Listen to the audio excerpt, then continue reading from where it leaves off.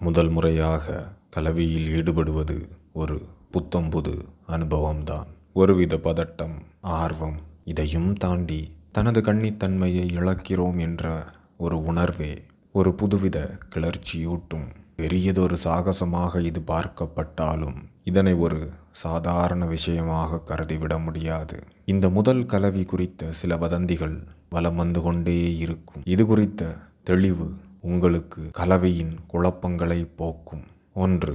முதல் கலவி மிகச் சிறந்ததாக இருக்க வேண்டும். அதுபோன்று எதுவும் இல்லை. ஆரம்பித்த நாளிலேயே ஆகச் சிறந்த அனுபவசாலியாக மாறுவதற்கு எந்த கலையிலும் வழியில்லை. கலவியும் ஒரு கலை போலத்தான். முதல் கலவியில் தடுமாற்றம் இருக்கும், தயக்கம் இருக்கும், சில சிக்கல்கள் இருக்கும். நேரமும் அடுத்தடுத்த முயற்சிகளும் பயிற்சிகளும் உங்களுக்கு ஆரோக்கியமான கலவியை கொடுக்கும். 2. பெண்களுக்கு முதல் முறை இரத்தம் வரும். இது பெண்ணுறுப்பின் வாயிலருகே இருக்கும் ஹைமன் எனப்படும் மெல்லிய படலம் கிழிவதால் வரும் எனப்படுகிறது. ஆனால் அனைத்து பெண்களுக்கும் இந்த ஹைமன் சவ்வு சரியாக அமைந்திருப்பதில்லை. அதனால் இதனை மட்டும் வைத்துக்கொண்டு கன்னித்தன்மையை கணக்கிடுவது சரியாகாது. 3. முதல் முறை பெரிய அளவில் வலி இருக்கும். இது ஒரு தவறான வாக்கியம். கலவியின் முன் செய்யும் முன் விளையாட்டுக்கள் பெண்ணுறுப்பில் திரவத்தை சுரக்க வைத்து கலவியின் போது உண்டாகும் உராய்வினை குறைத்து வலியற்ற கலவியை கொடுக்கும். எனினும் சிறு உறுத்தல் இருக்கலாம். அதனை இருவரும் முறையான ஒத்துழைப்பு கொடுப்பதன் மூலம் மாற்றிவிட முடியும்.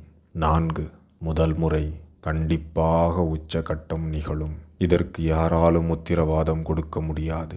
இதற்கு நேரம் அதிகம் எடுக்கலாம். ஒருவருக்கு தனது மற்றும் தனது துணையின் இன்பம் குறித்த புரிதல் கிடைக்கும் போதுதான் இந்த உச்சகட்டம் என்பது எளிதாக சாத்தியமாகும். இதற்கு இருவருக்கும் இடையே பரஸ்பர நெருக்கம், நம்பிக்கை, வெளிப்படையான உரையாடல் அவசியம்.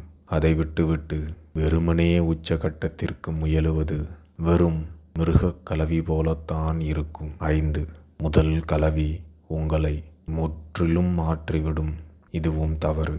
முதல் கலவி என்பது வாழ்வின் மிக முக்கிய மைல்கல்தான். ஆனால் இது ஒருவரை முற்றிலும் மாற்றிவிடும் என்றால் அதனை ஏற்க முடியாது. இது கலவி செய்யும் இருவருக்கும் இடையே பரஸ்பர நம்பிக்கையை கூட்டலாம். எவ்வளவு தூரம் உங்கள் இருவருக்கும் இடையே நேர்மையும் வெளிப்படை தன்மையும் இருக்கிறதோ அதுவரை உங்கள் இருவருக்கும் இடையே நல்லுறவு தொடர்ந்து கொண்டுதான் இருக்கும். நன்றி.